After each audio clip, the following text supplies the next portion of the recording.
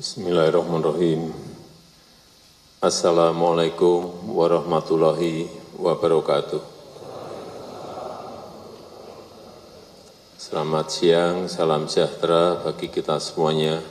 Shalom, Om Swastiastu. Yang saya hormati Ibu Menteri Keuangan, Pak Mendagri, yang saya hormati para gubernur, bupati dan wali kota yang pada siang hari ini hadir. Saya ingin menyampaikan beberapa hal yang berkaitan dengan tantangan dan apa yang harus kita lakukan. Kita tahu semuanya bahwa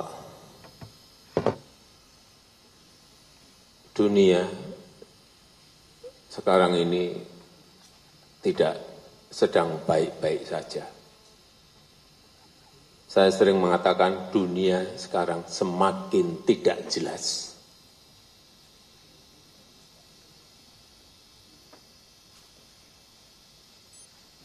Ketidakpastian ekonomi global yang sulit dihitung.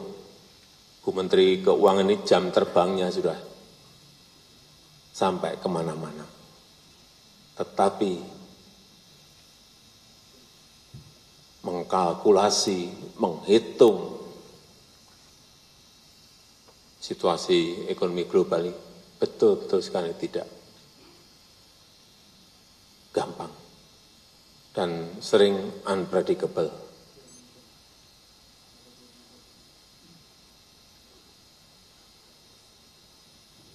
Kenaikan suku bunga di Amerika misalnya, kelihatan yang menaikkan Amerika. Tapi semua negara berkembang kena semuanya. Karena terjadi capital outflow, dolar semuanya ditarik kembali ke Amerika.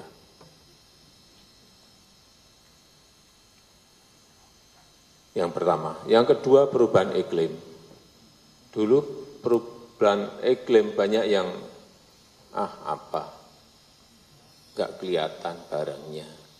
Sekarang sudah nyata kelihatan. Kekeringan di 7 provinsi dan beberapa negara yang akhirnya menurunkan produksi beras kita. Kita mau tutup dari impor, sekarang tidak semudah dulu mencari beras impor, tidak semudah dulu. 22 negara sudah stop dan mengurangi ekspornya. Karena mereka sendiri juga ingin menyelamatkan rakyatnya. Situasi seperti ini, Bapak Ibu semuanya harus ngerti, harus tahu bahwa dunia tidak sedang baik-baik saja.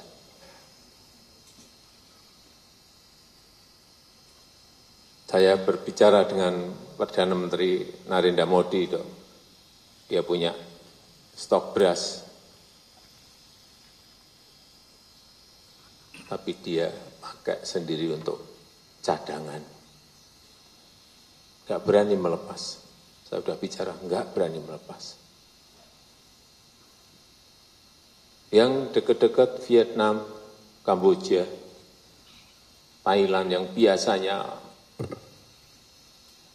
mau nyodor-nyodorkan, enggak sama. Bisa, tetapi sangat terbatas. Inilah situasinya.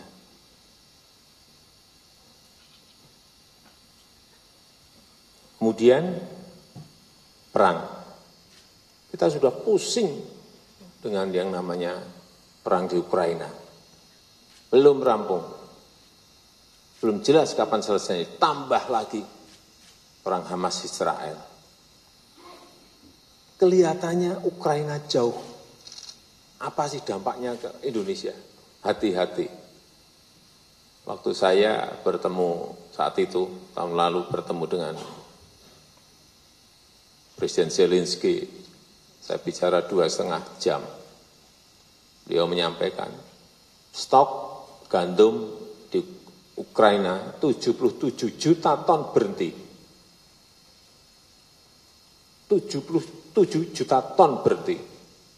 Saya pindah ketemu Presiden Putin, 3 jam, cerita lagi, 130 juta ton gandum berhenti di Rusia. Artinya, 2 negara saja 207 juta ton pangan berhenti di sana. Kita ini kan per tahun kan konsumsi kita 31 juta ton beras. Ini 207 juta ton berhenti di 2 negara itu. Akhirnya apa? Harga gandum naik tinggi sekali. Akhirnya banyak negara yang tidak bisa menjangkau harganya, kelaparan, kurang makan. Termasuk di Eropa, hati-hati terjadi.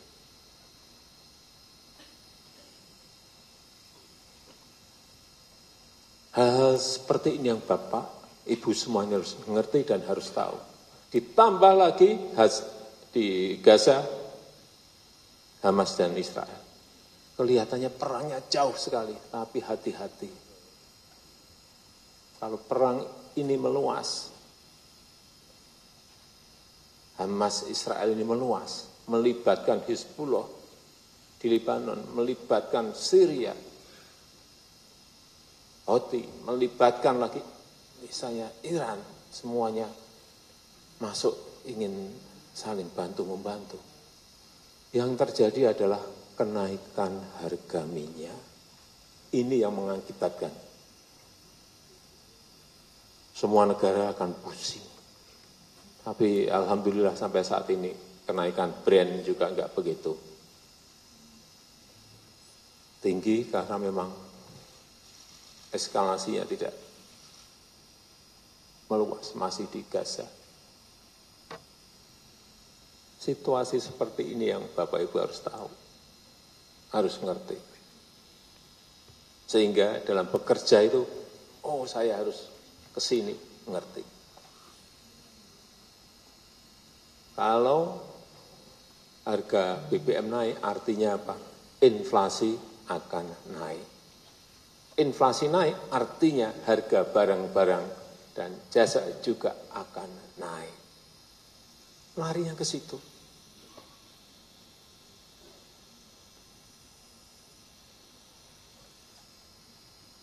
Kita sendiri 7 provinsi kena super El Nino, produksi turun.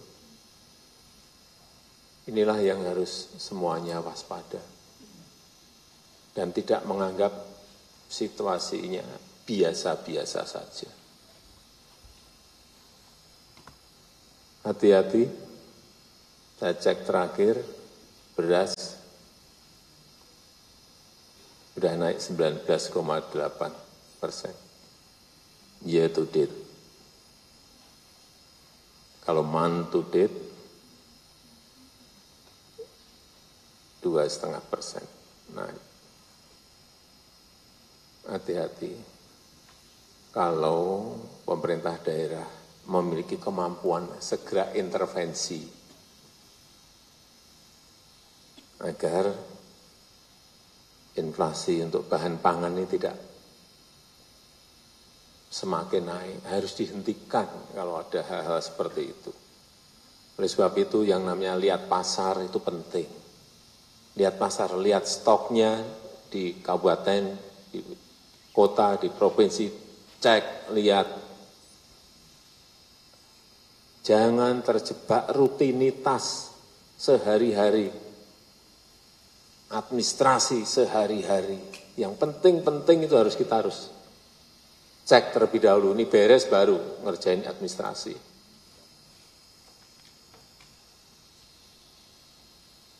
Memang di pasar ada yang naik, ada yang turun, tetapi urusan harga itu tolong betul-betul dikendalikan. Jaga pasokan, pantau harga, turun ke lapangan. Yang saya cek ini, karena saya selalu punya angka-angka, untuk provinsi inflasinya 1,1% sampai 3,5%, masih baik. Kabupaten hati-hati, 1,1% sampai 5,2%. Nah, yang sudah sampai 5 sampai 4 ini hati-hati. Kota 1,1 sampai 4,2, yang di atas 4 hati-hati.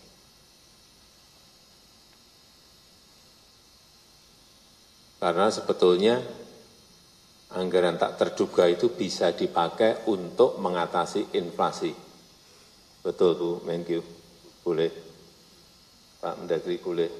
Payung hukumnya ada. Payung hukumnya sudah ada.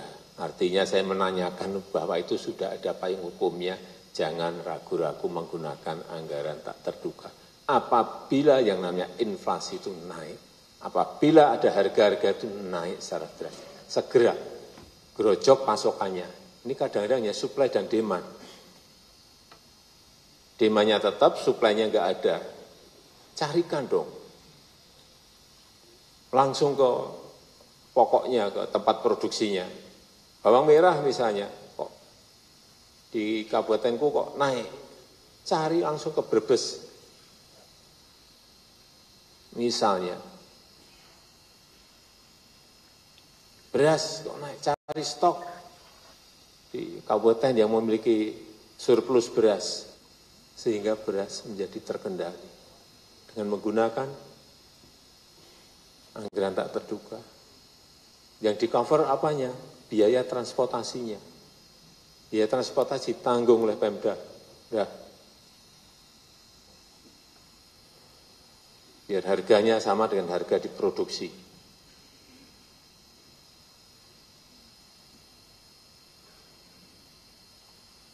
Kenapa saya berbicara seperti ini? Bapak Ibu semuanya saya tahu. Saya pilih karena Bapak Ibu semuanya berpengalaman di pemerintahan. Dan Bapak Ibu juga tidak memiliki beban politik. Ya kan? Jadi gubernur, jadi wali kota, jadi bupati, nggak keluar ongkos. Seperti yang kalau itu yang berlaga di pilkada dulu, di pilgub, di pilwakot, di pil bupati. Artinya tanpa beban politik.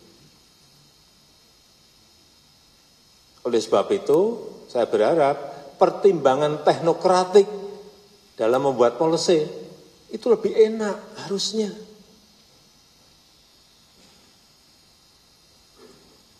Harusnya. Buat terobosan policy harusnya lebih gampang. Harusnya.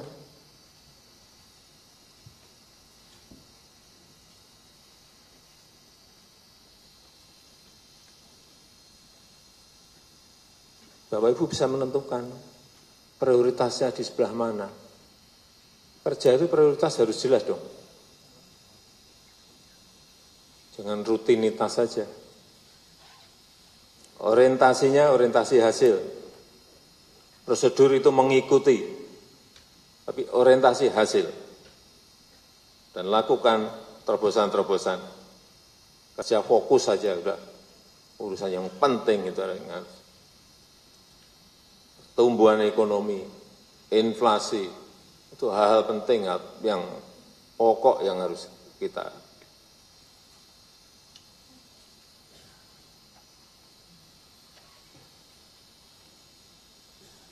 Oleh sebab itu, sekali lagi, yang pertama, saya ulang lagi, kendalikan inflasi. Jaga stabilitas harga barang-barang kebutuhan pokok utamanya. Pantau harga real di pasar, turun ke lapangan. Jika ada masalah, lakukan intervensi, seperti tadi saya sampaikan, subsidi angkutan, bisa dilakukan. Yang kedua, urusan dampak super El Nino bagi penurunan produksi komoditas utamanya bahan pokok di daerah Bapak Ibu semuanya.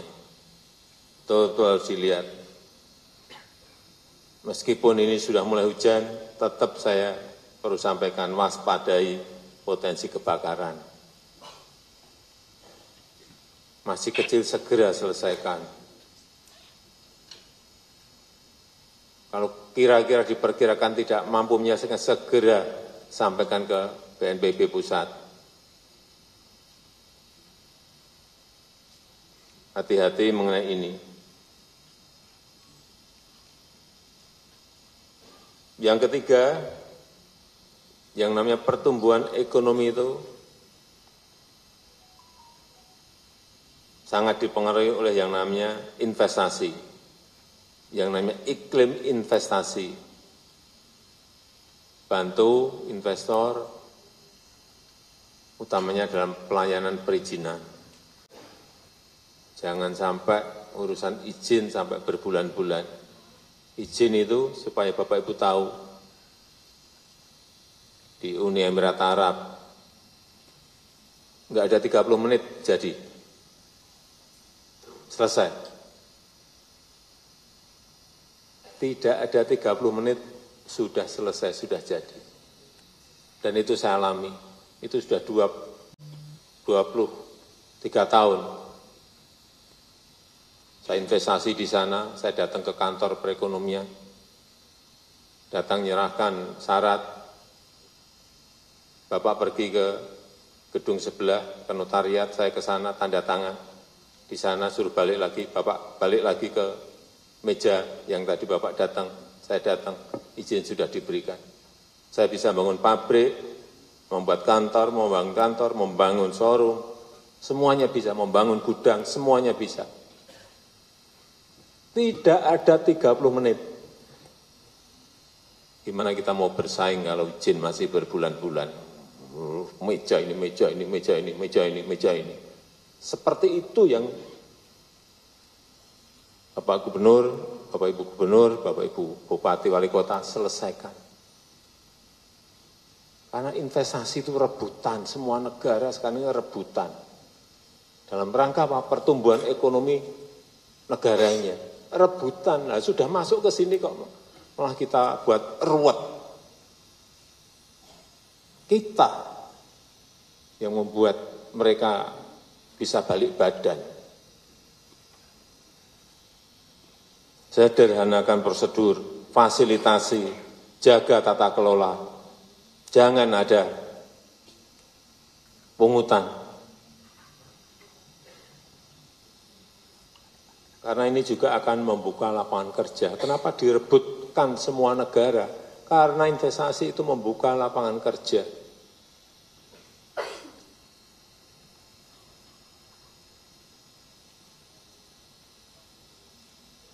Yang keempat, alokasikan untuk stimulus ekonomi dan bantuan sosial.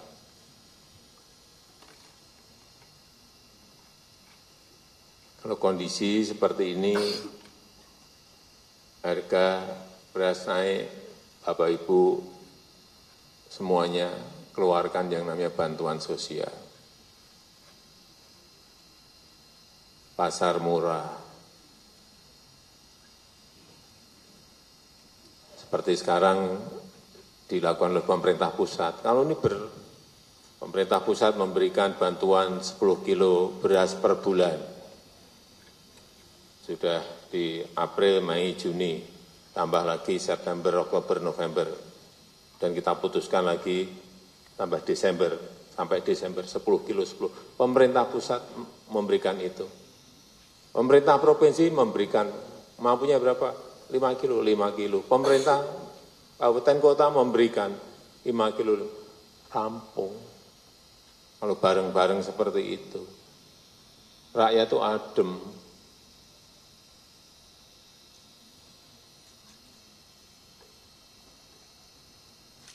Dan titip yang dibeli produk dalam negeri, utamanya UMKM kita.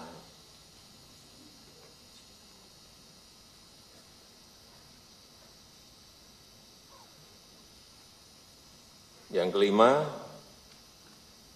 dukung program prioritas pemerintah.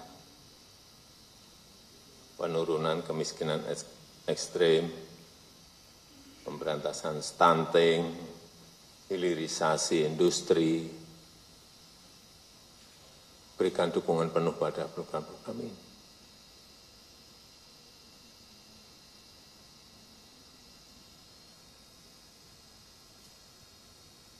Yang terakhir, yang keenam, masuk ke tahun politik, pemilu. Saya minta Pak Gubernur, Bapak Ibu Bupati, Wali Kota, berikan dukungan pada tugas-tugas KPUD dan Bawaslu. Tapi tidak mengintervensi apapun, membantu. Anggaran segera disegerakan. Dan juga saya minta jangan sampai memihak. Itu dilihat loh, hati-hati. Bapak Ibu dilihat. Mudah sekali kelihatan Bapak Ibu memihak atau enggak. Krik, udah. Dan juga pastikan ASN itu netral.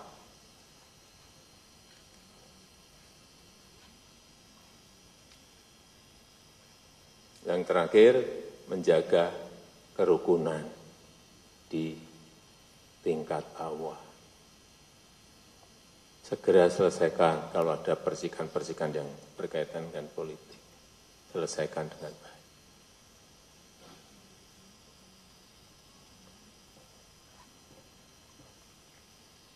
Saya akan terus mengikuti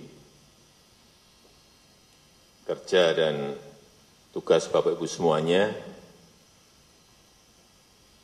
Jika ada masalah segera sampaikan ke Mendagri. Atau kalau kelas berat langsung ke saya. Sehingga kita bisa bantu. Tapi kalau urusan-urusan yang kira-kira bisa diselesaikan sendiri, nggak usah dikit-dikit ke Mendagri, dikit-dikit ke pusat.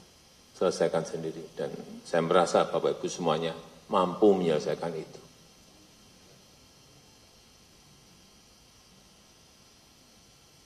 Pak Gubernur, Bupati, dan Wali Kota ini dievaluasi berapa bulan sekali sih evaluasinya? Bapak Ibu semuanya dievaluasikan setiap 3 bulan. Yang evaluasi Mendagri, tapi saya evaluasi saya harian. Begitu, jangan tepuk tangan, saya evaluasi harian itu hati-hati loh. Begitu Bapak, Ibu semuanya miring-miring, saya ganti setiap hari bisa. Itu hak prerogatif yang saya miliki. Tadi yang saya sampaikan tolong. Saya enggak minta banyak-banyak. Tolong diikuti. Saya rasa itu yang ingin saya sampaikan dalam kesempatan yang ini. Terima kasih. Wassalamualaikum warahmatullahi wabarakatuh.